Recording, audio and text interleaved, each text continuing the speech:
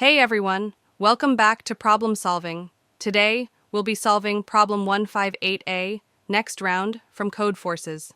This is a common beginner problem, and it's a great way to practice basic conditions and loops. So let's dive into the problem. In this problem, we're given the scores of participants in a contest, and we need to find out how many participants will advance to the next round.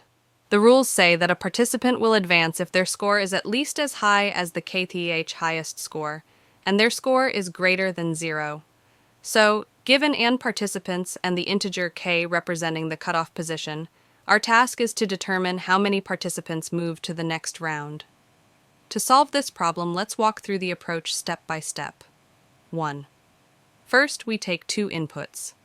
The first input contains n, the number of participants, and k, the cutoff position.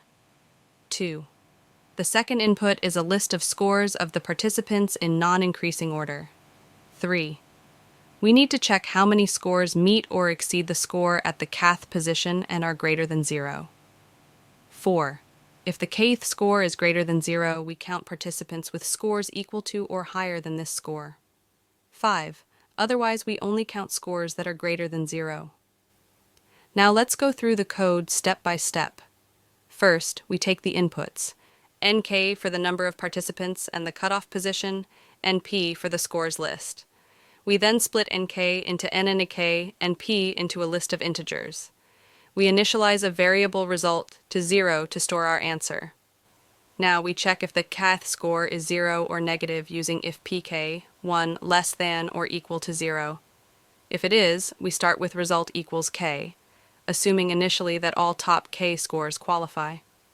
We loop backward through the scores up to the kth position and reduce result for each 0 we encounter. If pk1 is greater than 0, we start with result equals k again. This time, we check the scores from position k onward. For each score equal to the kth score, we increase result by 1. If we find a different score, we break the loop. Finally, we print result, which represents the number of participants moving to the next round. This approach works because we're making use of the sorted nature of the scores. By checking whether the KTH position score is greater than 0, we know how many participants can advance without looping through unnecessary elements.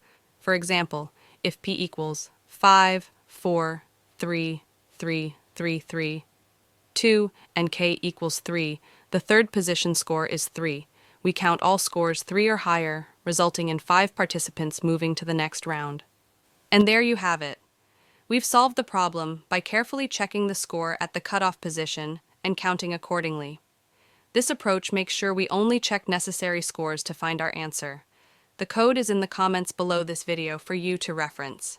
If you found this video helpful, don't forget to like, subscribe, and hit the bell for more tutorials. Thanks for watching, and I'll see you in the next video.